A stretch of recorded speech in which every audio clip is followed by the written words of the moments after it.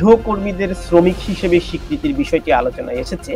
এখন আমরা তাদেরকে কখনো বলি কাজের বুয়া, কখনো বলি খালা, কখনো বলি অমুকের মা, তমুকের মা। মানে এই যে তাদের শ্রমটিকে আসলে মূল্যায়ন করা হয় না, অথচ বিশেষ করে রাজধানী ঢাকা বলি বা বড় শহরগুলোতে গৃহকর্মী ছাড়া অনেকটাই অসম্ভব। কিন্তু আবার এই দেশে আমরা গৃহকর্মীর কথা চিন্তাই করতে পারি না। তো এখন আ এটিকে কিভাবে তার শ্রমের মর্যাদাটি দেওয়া যায়, এবং আমরা এও দেখেছি যে গৃহকর্মীরা এমনভাবে গৃহকর্তাকে মানে হেনস্থা করেন, তিনি একসাথে ৫ টা কাজ নিয়ে নেন, তার হয়তো সকালবেলা আসার কথা, সে হয়তো আরেক জায়গায় কাজ করতে চলে গেছে। তো এই যে তাদেরকেও যে একটা দায়বদ্ধতার জায়গায় নিয়ে আসা যায় না, এবং তিনি আসলে আসলেন, না আসলে নাই। মানে তারও তো একটা দায়বদ্ধতার জায়গা নেই। আপনি তাকে অ্যাকিউজ ও করতে পারছেন না। এবং ফোনও ধরল না। মানে সে ১ সপ্তাহ আসলো না বা ২ মাস আসলো না। আপনি তাকে কি করবেন? এই সেক্টরে তো আপনি কত টাকা মজুরি নিতে হবে? আমরা একটা নিম্নতম মজুরি, জাতীয় মজুরি ঘোষণার কথা বলতেছি, যে একটা নিম্নতম জাতীয় মজুরি তোমরা ঘোষণা করো, যে এর নিচে কেউই হচ্ছে মজুরি দিতে পারবে। কিন্তু কোনো শ্রমিক যদি নিজে চলে যেতে চায়, সেটারও একটা আইন আছে। মালিক যদি ছাঁটাই করতে চায় বা টার্মিনেট করতে চায়, সেটারও একটা আইন আছে। ফলে এই আইনগুলো যদি আমরা গৃহকর্মীদের ক্ষেত্রেও যদি আমরা কার্যকর করতে পারি, এটা তো একটা চর্চার ব্যাপার। আমাদের তো এখনো ট্রেড ইউনিয়ন অ্যাক্টিভিটিসটা মানে তাহলে আপনি কি বলছেন যে, দুঃখিত, আপনি কি বলছেন যে শ্রম আইনটা কার্যকর করা গেলে গৃহকর্মীদেরকেও একটা নিয়ম নীতির মধ্যে আনা যাবে? জাতীয় ন্যূনতম মজুরি কার্যকর করতে টাকা যাবে দেশে সোনালী পের সাথে। গৃহকর্মীদের শ্রমিক হিসেবে স্বীকৃতির বিষয়টি আলোচনায় এসেছে। এখন আমরা তাদেরকে কখনো বলি কাজের বুয়া, কখনো বলি খালা, কখনো বলি অমুকের মা, তমুকের মা।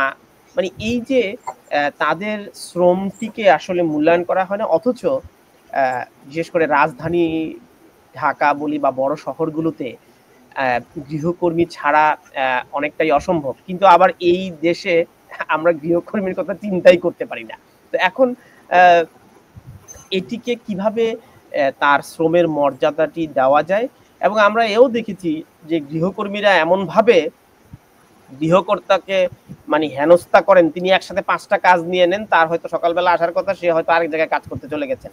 তো এই যে তাদেরকেও যে একটা দায়বদ্ধতার জায়গায় নিয়ে আসা যায় না, এবং তিনি আসলে আসলেন, না আসলে নাই। মানে তারও তো একটা দায়বদ্ধতার জায়গা নেই। আপনি তাকে অ্যাকিউজ ও করতে পারছেন না। এবং ফোনও ধরল না। মানে সে ১ সপ্তাহ আসলো না বা ২ মাস আসলো না। আপনি তাকে কি করবেন? এই না, এই এখন ঘটনা হচ্ছে গৃহকর্মীকে তো আগেই শ্রমিক হিসাবে আমরা দাবি জানিয়েছি, এবং আপনারা জানেন গৃহকর্মীদের মধ্যে কিছু ট্রেড ইউনিয়ন অ্যাক্টিভিটিস চলতেছে, যদিও উন্নত দেশগুলোতে না, আমাদের মতো দেশগুলোতে হচ্ছে গৃহ শ্রমিকদের অবস্থা তো আসলে একটু শোচনীয়। আপনি যে কথাটা বললেন সেটা তো হচ্ছে একজন মালিক, যিনি হচ্ছে গৃহকর্তা আর কি, যার আন্ডারে হচ্ছে একজন গৃহ শ্রমিক কাজ করেন, তার কথাটা বললেন। কিন্তু ঘটনা হচ্ছে এই সেক্টরে তো আপনি কত টাকা মজুরি নিতে হবে? আমরা একটা নিম্নতম মজুরি, জাতীয় মজুরি ঘোষণার কথা বলতেছি, যে একটা নিম্নতম জাতীয় মজুরি তোমরা ঘোষণা করো, যে এর নিচে কেউই হচ্ছে মজুরি দিতে পারবে না। এটাকে ৮ ঘন্টা ধরে একটা নিম্নতম মজুরি ঘোষণা করো, যে মজুরিটা হচ্ছে আমাদের দেশের ক্ষেত্রে সব সেক্টরের শ্রমিকেরই এর নিচে মজুরি পাবে। প্রথমে এটা আমরা ২০,০০০ টাকা দাবি করেছিলাম। এখন এর বাজার বাস্তবতায় সেটার ৩০,০০০-এ উন্নীত করার একটা প্রস্তাবনা হচ্ছে। তো সেই জায়গা থেকে আপনি দেখেন, যদি আপনি সুনির্দিষ্ট করে মজুরির বিষয়টা থাকে, আর আপনি যদি বলে দেন না, আপনার তো শ্রম আইনে গৃহকর্মীর কথাটা আছে, গার্হস্থ্য শ্রমের বিষয়টা আছে, তো সেই জায়গায় যদি আপনি সুনির্দিষ্ট করে যান যে এই মজুরির নিচে দিয়ে তুমি হচ্ছে শ্রমিককে খাটাইতে পারবে না, তখন কিন্তু এটা পুরাটা একটা সিস্টেমে চলে আসবে, সিস্টেমেটিকলি হবে। যেমন ধরেন গার্মেন্টসের ক্ষেত্রে আমি যদি বলি, যে কোনো শ্রমিক মানে যদি সে নিজে রিজাইন করতে পারে, আবার শ্রমিক মালিক, যেহেতু শ্রম আইনটা বেশিরভাগটাই মালিকদের পক্ষে, আবার হচ্ছে মালিক তাকে ছাঁটাই করে দিতে পারে। কিন্তু কোনো শ্রমিক যদি নিজে চলে যেতে চায়, সেটারও একটা আইন আছে। মালিক যদি ছাঁটাই করতে চায় বা টার্মিনেট করতে চায়, সেটারও একটা আইন আছে। ফলে এই আইনগুলো যদি আমরা গৃহকর্মীদের ক্ষেত্রেও যদি আমরা কার্যকর করতে পারি, এটা তো একটা চর্চার ব্যাপার। আমাদের তো এখনো ট্রেড ইউনিয়ন অ্যাক্টিভিটিসটা মানে তাহলে তাহলে আপনি কি বলছেন যে, দুঃখিত, আপনি কি বলছেন বলেন যে শ্রম আইনটা কার্যকর করা গেলে গৃহকর্মীদেরকেও একটা নিয়ম নীতির মধ্যে আনা যাবে? জাতীয় ন্যূনতম মজুরি কার্যকর করতে হবে। যদি কার্যকর করেন যেন একজন গৃহ শ্রমিক 3 ঘন্টা আপনার বাসায় কাজ করবে, 3 ঘন্টা অনুযায়ী শ্রমের মূল্য কি হবে সেটা নির্ধারণ করে আপনি দিয়ে দিবেন।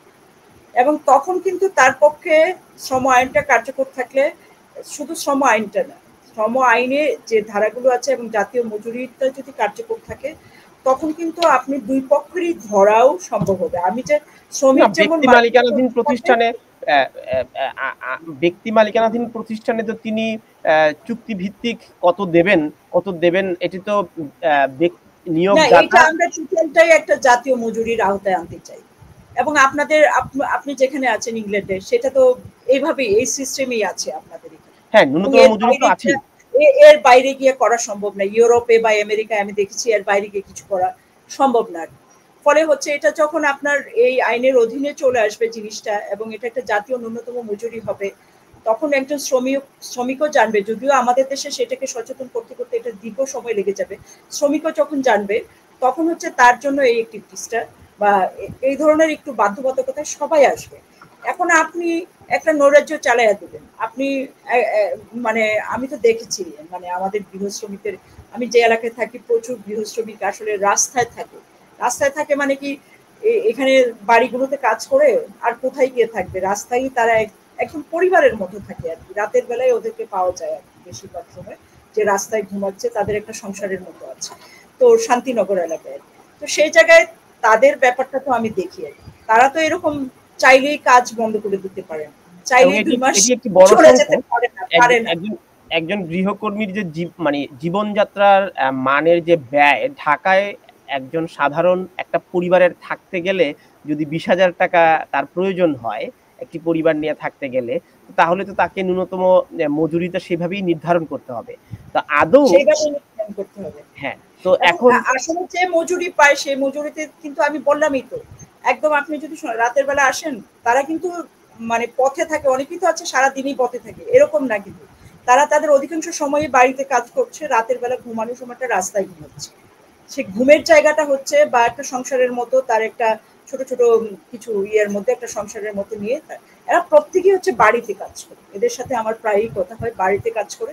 এবং অদ্ভুতভাবে তাদের ক্ষেত্রেও যদি আমরা এই জাতীয় ন্যূনতম মজুরিটা নির্ধারণ করতে পারি, ট্রেড ইউনিয়ন অধিকারটা নিশ্চিত করতে পারি, ব্যক্তি মালিকানা তো খুব মানে কঠিন। খ্যাত মজুরদের ক্ষেত্রে আপনি জানেন তারাও তো ব্যক্তি মালিকানা আছে, কিন্তু তাদের ক্ষেত্রে তো দীর্ঘ লড়াই হয়েছে। এখন যেটা কৃষি শ্রমিক হিসেবে আমাদের আইনে এটা যুক্ত করা হয়েছে। তো সেই জায়গায় কিন্তু আপনি চাইলেই গ্রামে গিয়ে একজন খ্যাত মজুরকে খুব কম টাকা দিতে পারবেন না। মানে সেটা সময় বেঁধে হয়তো কম বেশি আছে, কিন্তু 500 টাকার নিচ দিয়ে আপনি কিন্তু দৈনিক তাকে খাটাইতে পারবেন না। তো ফলে এইটা তো আমার কাছে মনে হয় যে আমরা অনেক বেশি গৃহকর্মী নির্ভর হয়ে পড়ছি কিনা আমাদের সমাজ ব্যবস্থায়। যেমন এখানে আমাদের রান্না করে খেতে হয়, আমাদের পানি ঢেলে খেতে হয়। এই যে আপনি আমাদের সমাজ ব্যবস্থায় মানে আমরা অতি মাত্রায় গৃহকর্মী নির্ভর হয়ে পড়ছি কিনা, এই প্রবণতাটাও কি কমানো প্রয়োজন কিনা আপনি মনে করেন কিনা? এটা তো আসলে মানে গৃহকর্মী এত সস্তায় পাওয়া যায়, এজন্য হচ্ছে এত সস্তা শ্রম গৃহকর্মীদের আমাদের, মানে গার্হস্থ্য শ্রম যারা দিচ্ছেন আর কি, সেই জন্য সহজে নিতে পারে। আর সেটা আসলে আমাদের অবস্থার পরিবর্তন যখন হবে, এটা যখন আরেকটু মানে সবারই জীবনযাত্রার মান এবং সত্যি সত্যি মজুরির প্রশ্নটা এমন এক জায়গায় যাবে, তখন এটা সব মিলে একটা আস্তে আস্তে চেঞ্জ হবে। এই নির্ভরশীলতা আমাদের দেশে বহু আগে আরো বেশি ছিল, আমি মনে করি এর আগে আরো বেশি ছিল। এখন তো গ্রামে বা জেলা শহরগুলোতে গেলে বলে যে আমরা তো কোনো মানে গৃহকর্মী খুঁজেই পাচ্ছি না, আমরা নিতে চাই, পাচ্ছি না, এরকমও আছে ব্যাপারটা। ফলে মানে এটা তো একটা অবস্থা, যখন গার্মেন্টস সেক্টরে ব্যাপক বা শ্রমবাজারে শ্রমিকদের অংশগ্রহণ যখন ব্যাপক বেড়ে গেছে, এটা কমে গেছে আর কি আগে থেকে। যেমন আরেকটি পরিষ্কার করে, যেমন গৃহকর্মী শব্দটার মধ্যে একটা দাসত্বের একটা মানে কেমন যেন একটা আভাস পাওয়া যায়, কিন্তু সে বাড়িতে আসলে কি কাজ করবে? সে কি পরিচ্ছন্নতার কাজ করবে? যেমন আমরা এখানে বলি ক্লিনার, ওই ক্লিনারের এসে কাজ কি? আমার বাড়ি ঘর পরিষ্কার করে দেওয়া, সে শুধু ক্লিনিংটাই করবে। এই যে কাজের ক্লাসিফিকেশনটা করে ফেলা। আবার কেউ হচ্ছে শেফ, যিনি রান্না করবেন, তো যিনি রান্না করবেন তিনি তো আর বাড়িঘর পরিষ্কার করবেন না, তিনি রান্নাটাই করবেন। তো এখানে তো বাড়িতে মানে শেফ এফোর্ট করা তো এটা একটা মানে বিলাসী জীবন যাপন ছাড়া আর অন্য কিছু না, বিদেশের কথা বলছি। কিন্তু বাংলাদেশে তো একজন গৃহকর্মী মানে হচ্ছে তিনি কাপড় কাচা থেকে কাপড় ধোয়া থেকে শুরু করে একদম পরিষ্কার পরিচ্ছন্ন থেকে শুরু করে এখন শহরের দিকে এটা চেঞ্জ হচ্ছে, শহরের দিকে এটা চেঞ্জ হয়ে যাচ্ছে। তারা কিন্তু কাজ টার্গেট করে করে, যেহেতু আপনার 8 ঘন্টার কাজের ব্যাপারটা এখানে নাই, এখানে কিন্তু বলে যে আমি 2টা কাজ করবো, আমি একটা কাজ করবো, আমি শুধু গড় মুছবো, আমি শুধু রান্না করবো। এটা কিন্তু শহরের দিকে চেঞ্জ হয়ে যাচ্ছে, বিশেষ করে ঢাকাতে এই ফেনোমেনাটা ব্যাপকভাবে আছে।